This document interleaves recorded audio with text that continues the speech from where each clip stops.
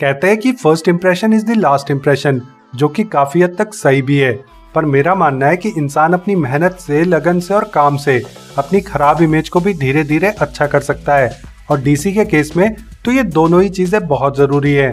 जब से James Gunn DC के हेड बने हैं और उन्होंने डीसी एक्सटेंडेड यूनिवर्स का रिबूट अनाउंस किया है as James Gunn DC universe, तब से डीसी फैंडम दो हिस्सों में डिवाइड हो गया है। कुछ लोग इस डिसीजन को वेलकम कर रहे हैं तो वहीं पे कुछ लोग इस रिबूट के सख्त खिलाफ हैं, क्योंकि स्टार्टिंग में ये रिबूट थोड़ा सा कंफ्यूजिंग लग रहा था, क्योंकि ये हार्ड रिबूट नहीं बल्कि सॉफ्ट रिबूट है।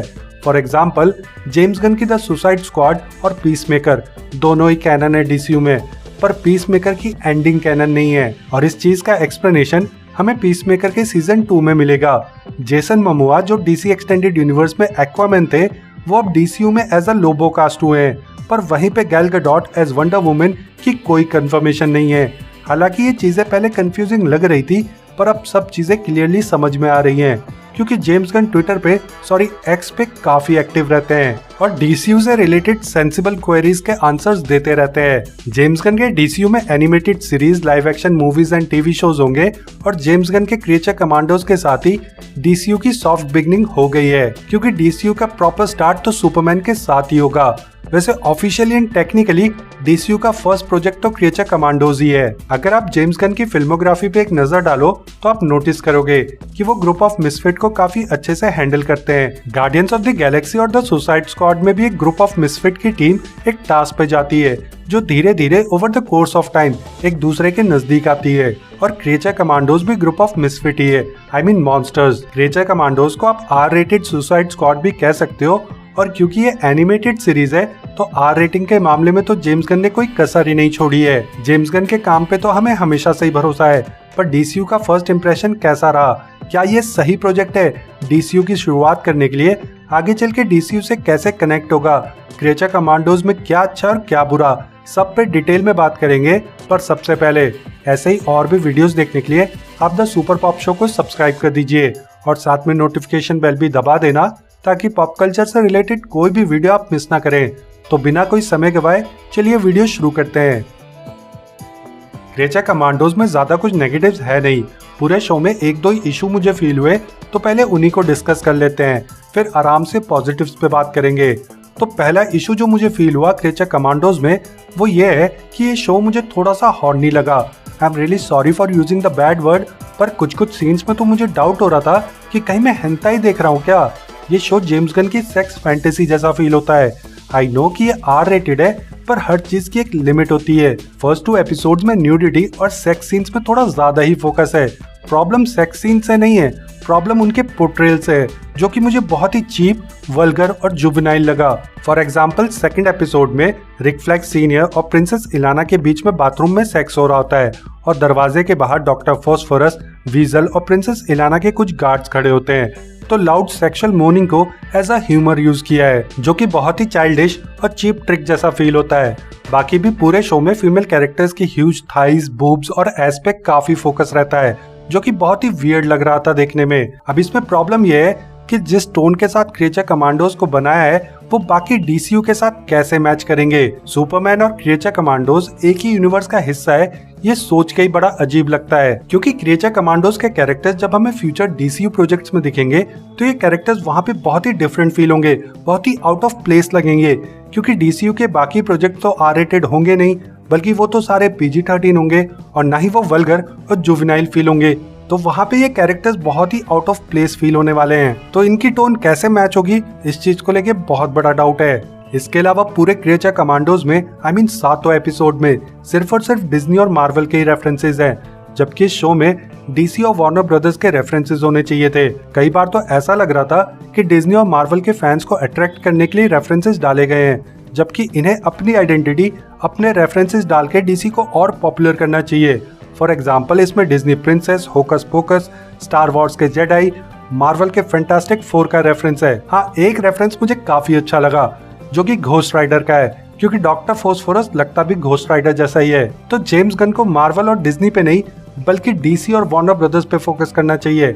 ऐसा ना हो कि डीसी प्रोजेक्ट देखने के बाद भी चर्चा लोग मार्वल की करें। आई थिंक अभी फिलहाल बिगिनिंग फेज में डीसीयू को डीसी में ही फोकस रहना चाहिए, जेम्स गन को ये देखना चाहिए कि लोग ज्यादा से ज्यादा डीसी पे डिस्कशन करें, क्योंकि यार डीसी के शोज देख के भी लोग मार्वल की बात करेंगे तो फिर डीसीयू का क्या ही फायदा होगा। सो क्रिएचर कमांडोज में मुझे यही एक दो कमियां फील हुई, इसके अलावा तो सारे पॉजिटिव्स ही है। तो चलिए अब जरा क्रिएचर कमांडोज के पॉजिटिव्स डिस्कस करते हैं। क्रिएचर कमांडोज का बेस्ट पार्ट उसकी स्ट्रेंथ, जेम्स गन की राइटिंग है, और जेम्स गन का एनिमल लव और एनिमल का पोर्ट्रेल उनकी फिल्मों में कितना अच्छा होता है ये तो हम सब जानते ही हैं। गार्डियंस ऑफ द गैलेक्सी में रॉकेट के फ्लैशबैक सीन्स ने तो रुला ही दिया था, और क्रिएचर कमांडोज में भी वीजल का कितना अच्छा पोर्ट्रेल है, इट्स अनबिलीवेबल। वैसे तो सारे ही कैरेक्टर बहुत अच्छे से लिखे हैं जेम्स गन ने, और सारे ही कैरेक्टर्स अनफॉरगेटेबल हैं और बहुत ही इम्पैक्टफुल है, पर वीजल बहुत ही स्पेशल है क्योंकि एक बेजुबान जानवर के थ्रू व्यूअर्स को इमोशनल केवल जेम्स गन जैसे एक महान फिल्म मेकर ही कर सकते हैं। क्रिएचर कमांडोज में वीजल के थ्रू जेम्स गन ये समझाने की कोशिश करते हैं कि एनिमल्स को हमेशा से मिसअंडरस्टूड किया गया है, और कैसे कभी कभी आंखों देखा हुआ भी सच नहीं होता। सच और झूठ बस एक पर्सपेक्टिव का खेल होता है। फॉर एग्जाम्पल वीजल पे 27 बच्चों को मारने का आरोप है, पर एक्चुअल में हुआ यह रहता है कि वीजल बहुत ही फ्रेंडली जानवर है, और जब वो पार्क में छुपा होता है तो कुछ बच्चे उसके पास आते हैं, उसको खाने के लिए चॉकलेट और एप्पल देते हैं और उसके दोस्त बन जाते हैं, उसके साथ खेलते हैं। वो सभी बच्चे वीजल के साथ रोज खेलते हैं, और हमेशा की तरह एक दिन वो लोग खेल रहे होते हैं आपस में, तभी वहाँ पे एक बूढ़ा आदमी आता है जिसे लगता है कि वीजल उन बच्चों पे हमला कर रहा है, उन पे अटैक कर रहा है उन्हें मारने के लिए। तो वो घर जाता है, घर से बंदूक लेकर आता है, और आते हुए वो पुलिस को फोन भी कर देता है और उन्हें कहता है कि वेयरवुल्फ जैसा एक जानवर बच्चों पे अटैक कर रहा है। उधर बच्चे वीजल के साथ खेलते खेलते स्कूल के बेसमेंट में चले जाते हैं, और जब वो बूढ़ा आदमी गन लेके आता है तो बिना कुछ देखे बस गोली चलाना शुरू कर देता है वीजल पर, और गोली की वजह से वहाँ पे आग का ब्लास्ट होता है और उस ब्लास्ट में बच्चे जल के मर जाते हैं। और वीजल फिर भी उन बच्चों को बचाने की कोशिश करता है, और जब पुलिस वहाँ पे पहुँचती है तो उन्हें लगता है कि वीजल उन बच्चों पे अटैक कर रहा है, जबकि वो तो उन बच्चों को बचा रहा होता है। वो कहते हैं ना कि हमेशा कानों सुना सच नहीं होता, ठीक वैसे ही कई बार आंखों देखा हुआ भी सच नहीं होता। ऐसा ही कुछ हमें यहाँ पे देखने को मिलता है, और इस मिसअंडरस्टैंडिंग की वजह से वीजल के नाम के आगे मॉन्स्टर नाम का ठप्पा लग जाता है। और वीजल के थ्रू जेम्स गन ये भी दिखाने की कोशिश करते हैं कि sometimes animals are even better than humans. So या एनिमल्स को जेम्स गन से बेहतर और कोई पोर्ट्रे ही नहीं कर सकता। वीजल की तरह जीआई रोबोट को भी जेम्स गन ने बहुत अच्छे से लिखा है, और वीजल और जीआई रोबोट दोनों को ही वॉइस जेम्स गन के भाई शॉन गन ने दी है। जीआई रोबोट को इनिशियली केवल नाजीज को मारने के लिए बनाया था। जीआई रोबोट की जो पूरी लाइफ दिखाई है जेम्स गन ने, वो मुझे बहुत ही ज्यादा पसंद आई। वर्ल्ड वॉर के टाइम पे वो कैसे नाजीज को मारकर वॉर हीरो बनता है, और उसके साथ के सोल्जर्स उसका नाम टिन मैन रख देते हैं, मेडल्स मिलते हैं, सम्मान मिलता है। फिर धीरे धीरे लोग उसको भूलते चले जाते हैं वॉर खत्म होने के बाद, और बाद में वो सिर्फ एक कलेक्टिबल आइटम बन के रह गया। सो ये दिखाता है कि कैसे वॉर के जस्ट बाद सोल्जर्स को मेडल मिलता है, सम्मान मिलता है, मीडिया में दिन रात उनका जिक्र होता है, पर फिर कुछ समय के बाद लोग उन्हें भूल जाते हैं। जो सोल्जर्स जंग में शहीद हो जाते हैं, मार्टर बनते हैं, उनकी शहादत में पूरी भीड़ इकट्ठा होती है, कैंडल मार्च पे लोग निकलते हैं, पर फिर 2 हफ्ते के बाद उन सोल्जर्स को भुला दिया जाता है, उनकी कुर्बानियों को भुला दिया जाता है। तो ये काफी अच्छा पॉइंट रखा है जेम्स गन ने जीआई रोबोट के थ्रू, और ये तो हम सब जानते ही हैं कि जेम्स गन की राइटिंग में वेट तो रहता ही है। कैरेक्टर्स तो सारे ही जेम्स गन ने अच्छे लिखे हैं, पर क्रिएचर कमांडोज का मोस्ट फन पार्ट तो ब्राइड एंड फ्रैंकेनस्टाइन ही है। ब्राइड को वॉइस इंदिरा वर्मा ने दी है, इन्हें आपने गेम ऑफ थ्रोन्स में देखा होगा, और फ्रैंकेनस्टाइन की वॉइस डेविड हार्बर ने दी है। अब देखो डीसीयू का सीन ये है कि हमारे वर्ल्ड जैसा ही है, बस इसमें शुरू से ही सुपर हीरोज हैं, तो इसमें हिस्ट्री उस हिसाब से लिखी गई है जिसमें सुपर हीरोज हैं। तो आपको डॉक्टर फ्रैंकेनस्टाइन की स्टोरी तो पता ही होगी, वो डेड बॉडीज पे एक्सपेरिमेंट करके उन्हें जिंदा करने की कोशिश करता है। तो क्रिएचर कमांडोज में विक्टर फ्रैंकेनस्टाइन एक्सपेरिमेंट करके मॉन्स्टर फ्रैंकेनस्टाइन को बनाता है। फिर मॉन्स्टर फ्रैंकेनस्टाइन को लगने लगता है कि वो जीवन में बहुत ही अकेला है। विक्टर के पास तो उसकी वाइफ है और उसको भी एक ब्राइड चाहिए, तो वो विक्टर को कहता है कि या तो मेरे लिए ब्राइड बनाओ या मैं तुम्हारी वाइफ को मार दूंगा, तभी लाइफ में बैलेंस आएगा। विक्टर उसके लिए ब्राइड तो बना देता है, पर ह्यूमंस तो 9 महीने गर्भ में रहने के बाद दुनिया में आते हैं, और फिर धीरे धीरे सालों में चीजें सीखते हैं, लोगों के साथ कनेक्शन बनाते हैं। पर ब्राइड तो कुछ सेकंड पहले कुछ भी नहीं थी, और एक्सपेरिमेंट के थ्रू वो जिंदा हुई है, क्योंकि डॉक्टर फ्रैंकेनस्टाइन तो डेड बॉडीज में ही जान फूंकते हैं और मॉन्स्टर फ्रैंकेनस्टाइन तो हबशियों की तरह मेरी ब्राइड करके उसके पीछे ही पड़ जाता है, जिससे ब्राइड उससे डरने लग जाती है और वो हरकतें ही ऐसी कर रहा है उससे ब्राइड क्या उससे तो कोई भी डरने लग जाए। और ब्राइड का तो यूं कह लो कि अभी अभी जन्म हुआ है, उसे तो दुनिया के बारे में कुछ भी नहीं पता, किसी को फोर्सफुली अपना थोड़ी बनाया जा सकता है।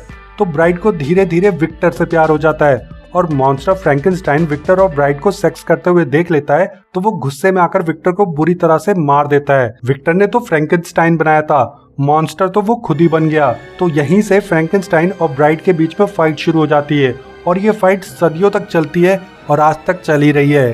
फ्रैंकेनस्टाइन सदियों से ब्राइड का पीछा कर रहा है और उसे पाना चाहता है और डेविड हार्बर ने इस कैरेक्टर को बहुत ही इंजॉय करते हुए प्ले किया है। अब देखा जाए तो इसमें सारी गलती फ्रैंकेनस्टाइन की नहीं है, उसको मालूम ही नहीं था कि वर्ल्ड वर्क कैसे करता है, पर सदियों बाद भी वो कुछ सीखा नहीं, दैट्स हिज फॉल्ट। वैसे फ्रैंकेनस्टाइन और रिक फ्लैग सीनियर के बीच में जो बैंटर है वो भी बड़ा मजेदार है और जब भी कोई एक्टर अपने कैरेक्टर को एंजॉय कर रहा होता है तो वो स्क्रीन पे फील होने लग जाता है, क्योंकि डेविड हार्बर खुद ही अपने कैरेक्टर को इतना एंजॉय कर रहे थे कि उन्हें देखने में हमें भी बहुत एंजॉयमेंट मिल रहा था। वैसे ये सेम ही एक्टर्स लाइव एक्शन में भी इन कैरेक्टर्स को प्ले करेंगे and David Harbour is perfect for Frankenstein. और Indira Varma as bride of Frankenstein भी काफी बैड एज है और फ्यूचर में इस टीम को लीड भी ब्राइड ही करेगी। उनको जो डायलॉग्स दिए हैं वो बहुत बढ़िया लग रहे थे। वैसे तो स्टोरी सभी कैरेक्टर्स की डार्क है, पर डॉक्टर फोस्फोरस की तो स्पेशली बहुत ही ज्यादा डार्क है और इसी का डीसीयू के बैटमैन के साथ भी कनेक्शन है। यहाँ पे हमें फ्यूचर बैटमैन का भी एक हिंट मिलता है।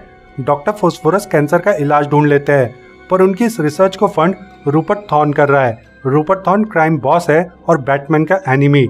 रूपर्ट थॉर्न डॉक्टर फोस्फोरस की कैंसर रिसर्च फंड एक ही शर्त पे करता है कि उस रिसर्च का रिजल्ट डॉक्टर सिर्फ उसके साथ ही शेयर करेगा और उसे बेचकर रूपर्ट थॉर्न और भी अमीर हो जाएगा। पर डॉक्टर रिसर्च की रिजल्ट देने से रूपर्ट थॉर्न को मना कर देता है और इसके बदले में रूपर्ट थॉर्न डॉक्टर की बीवी और उसके बच्चे को बेरहमी से मार देता है और इल्जाम डॉक्टर पे लगा देता है और डॉक्टर को फिर हार्मफुल केमिकल सॉल्यूशन में डाल के मारने की कोशिश करता है, ताकि सबको लगे कि एक डॉक्टर ने अपनी लाइफ से परेशान होके पहले अपनी फैमिली को मार दिया और फिर खुद सुसाइड कर लिया। पर डॉक्टर फोस्फोरस उस केमिकल से मरता नहीं है, बल्कि उसको फायर की सुपर पावर मिल जाती है। वो आग वाला स्केलेटन बन जाता है, वो जिस जिस चीज को छुएगा वो भस्म हो जाएगी। और फिर डॉक्टर फोस्फोरस किलिंग स्प्री पे निकलता है और रूपर्ट थॉर्न उसकी फैमिली को मार देता है और फिर और भी लोगों को मारता है और क्राइम बॉस बन जाता है। रूपर्ट थॉर्न का पूरा एम्पायर अपने कब्जे में कर लेता है और सिटी में इतना खून खराबा हो जाए तो ये बैटमैन की नजर में तो आएगा ही और हमें बैटमैन का कैमियो देखने को मिलता है। अब इस चीज को मतलब इस पूरे सीन को और क्रिएचर कमांडोज के सीजन 1 में 15 साल का गैप है। दैट मीन्स कि जो बैटमैन है वो मिड या लेट 40s में है और डीसीयू में बैटमैन थोड़ा एजेड ही होने वाला है। और साथ में ये रूमर तो चल ही रही है कि रॉबर्ट पैटिसन वाला बैटमैन डीसीयू ज्वाइन कर सकता है। तो ये तो हम जानते हैं कि मैट रीव्स की बैटमैन में रॉबर्ट पैटिसन का बैटमैन ईयर 1 एंड ईयर 2 में है और मैट रीव्स के साथ ट्रिलॉजी खत्म करने के बाद रॉबर्ट ही डीसीयू में बैटमैन प्ले कर सकते हैं, क्योंकि तब ये 15 साल का गैप भी दिखाया जा सकता है और रॉबर्ट पैटिसन वाला बैटमैन भी काफी एक्सपीरियंस बैटमैन बन चुका होगा तब तक। और क्या पता ऐसा भी हो सकता है कि कोई और ही एक्टर बैटमैन को प्ले करे डीसीयू में। वैसे आप क्या चाहोगे, कौन बने डीसीयू का बैटमैन? क्रिएचर कमांडोज मॉन्स्टर्स की टीम है जिसे लीड रिक फ्लैग सीनियर कर रहे हैं। क्रिएचर कमांडोज को मिशन पे पोलोकिस्तान भेजा जाता है प्रिंसेस इलाना की रखवाली के लिए। क्रिएचर कमांडोज के थ्रू थोड़ा सा यूएस गवर्नमेंट को भी क्रिटिसाइज किया है जेम्स गन ने। अमेंडा वॉलर ने क्रिएचर कमांडोज को पोलोकिस्तान इसलिए भेजा है ताकि यूएस पोलोकिस्तान के साथ रिश्ते मजबूत कर सके, क्योंकि पोलोकिस्तान में ऑयल और दोस्ती की आड़ में यूएस पोलोकिस्तान को एक्सप्लॉइट कर सके। और शो में एक ये भी डायलॉग है कि पोलोकिस्तान को कभी कोई थ्रेट नहीं रहा, पर जब से यूएस से दोस्ती हुई है तब से हर दिन एक नया थ्रेट आ जाता है, जो कि यूएस की डर्टी पॉलिटिक्स को दिखाता है। क्रिएचर कमांडोज में ऑफ कोर्स हर एक कैरेक्टर का फ्लैशबैक तो अच्छे से दिखाया है, पर साथ में जो प्रेजेंट टाइमलाइन है उसकी स्टोरी भी अच्छी है। एंड में भी काफी अच्छा ट्विस्ट आता है। शो की एंडिंग लैंड होती है पर थोड़ी सी रश्ड फील होती है। ऐसा फील होता है कि 1-2 एपिसोड और होने चाहिए थे। थोड़ा सा प्रिंसेस इलाना के ट्विस्ट को टाइम देना चाहिए था और एपिसोड भी एटलीस्ट 40-40 मिनट के होने चाहिए थे, जो कि अभी केवल 20-22 मिनट के ही हैं। इनफैक्ट सिर्फ लास्ट एपिसोड है जो 28 मिनट का है। शो में कुछ कैमियोज भी है, जैसे कि एक तो बैटमैन का ही है। सर्सी अमेंडा वॉलर को एक फ्यूचर दिखाती है जिसमें Amanda death of justice league देखती है।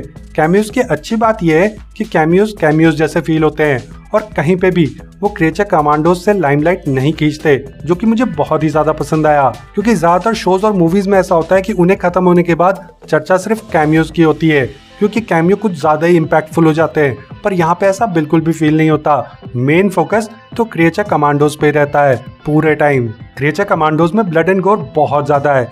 इतना ब्लड एंड गोर तो main stream live action movies में तो कभी भी पॉसिबल नहीं हो सकता। शायद इसीलिए क्रिएचर कमांडोज को एनिमेटेड रखा है। वैसे भी एनिमेशन में लिमिट्स को जितना पुश किया जा सकता है उतना लाइव एक्शन में पॉसिबल ही नहीं है। So the big question is कि क्रिएचर कमांडोज से डीसीयू शुरू करना सही है या नहीं। मेरे हिसाब से चॉइस तो सही है, पर ज्यादा फर्क नहीं पड़ेगा इससे। देखो, क्रिएचर कमांडोज शुरू हो गया था 5 दिसंबर से, तो वहीं से डीसीयू की कॉन्वर्सेशन शुरू हो गई थी।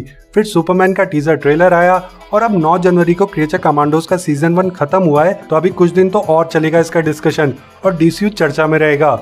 फिर फरवरी में सुपरमैन का ट्रेलर भी हमें देखने को मिल सकता है, तो मार्केटिंग के पर्सपेक्टिव से तो अच्छा है। डीसीयू पे डिस्कशन जितना होगा उतना अच्छा ही है डीसीयू के लिए, और क्रिएचर कमांडो शो भी अच्छा है, तो इसको पॉजिटिव वर्ड ऑफ माउथ भी मिलेगा, तो वो भी डीसीयू के लिए अच्छा ही है। बस एक ही डाउट है कि क्रिएचर कमांडोज की टोन बाकी डीसीयू के साथ कैसे मैच होगी, वो तो ओनली टाइम विल टेल। वैसे क्रिएचर कमांडोज अगर सुपरमैन के बाद आता तो इसको व्यूअरशिप और भी ज्यादा मिलती अभी के मुकाबले, क्योंकि सुपरमैन बहुत ही बड़ा प्रोजेक्ट है और उससे डीसीयू के और भी ज्यादा फैंस बनते, तो वो लोग भी क्रिएचर कमांडोज को देखते डीसीयू में और भी ज्यादा डीपली इन्वॉल्व होने के लिए। क्योंकि ये तो होता ही है, जब भी आप कोई बड़ा प्रोजेक्ट देखते हो तो आप चाहते हो कि आप उसमें और भी ज्यादा इन्वॉल्व हो, तो आप उसके बाकी भी प्रोजेक्ट्स देखने लगते हो। तो उस समय पे अगर ये जो है सुपरमैन के बाद आता तो इसको ज्यादा बेनिफिट मिलता। हालांकि अभी भी कोई बुरा नहीं है। वैसे फर्स्ट इंप्रेशन तो डीसीयू का अच्छा पड़ा है क्रिएचर कमांडोज के साथ। हाँ, कुछ जगह पे थोड़ा सा जुवेनाइल है, बच्चों के लिए तो बहुत ही एडल्ट है शो और एडल्ट्स के लिए थोड़ा सा चाइल्डिश हो सकता है, पर इसके अलावा क्रिएचर कमांडोज में बाकी सब बहुत अच्छा है। एनिमेशन क्वालिटी काफी अच्छी है, कलरफुल है, एक्शन सीन्स बहुत अच्छे हैं, जेम्स गन की म्यूजिक चॉइस एकदम परफेक्ट है, और ये तो हम सब जानते ही हैं गार्डियंस ऑफ द गैलेक्सी में क्या शानदार म्यूजिक है, और क्रिएचर कमांडोज में भी जो रॉक म्यूजिक यूज किया है वो मुझे बहुत ही बढ़िया लगा। फॉर एग्जाम्पल ये वाला song Start wearing purple, purple, start wearing purple. And of course, James Gunn की राइटिंग तो शानदार ही है। सभी एक्टर्स की वॉइस परफॉर्मेंस बढ़िया है। क्रिएचर कमांडोज की राइटिंग में काफी सारे मेटाफोर्स हैं, जैसे नीना का कैरेक्टर एलिगोरी है LGBTQ कम्युनिटी का, और ये तो आप पूरे क्रिएचर कमांडोज के लिए कह ही सकते हो। नीना को बुली किया जाता है क्योंकि वो सबसे अलग है, पर कुछ भी यहाँ पे फोर्स फील नहीं होता। सो या it's a good start for DCU. मैं तो क्रिएचर कमांडोज को आप लोगों को हाईली रिकमेंड करूंगा। तो ये था हमारा रिव्यू क्रिएचर कमांडोज का। आपको ये शो कैसा लगा और आपको क्या लगता है, क्रिएचर कमांडोज से डीसीयू शुरू करना सही है या गलत? नीचे कमेंट्स में जरूर बताइएगा। वीडियो पसंद आई है तो वीडियो को लाइक करें, शेयर करें, और ऐसे ही और भी वीडियोस देखने के लिए आप द सुपर पॉप शो को सब्सक्राइब कर दीजिए। अब मैं मिलूंगा आपसे अगले वीडियो में, तब तक के लिए मेक सम नॉइज।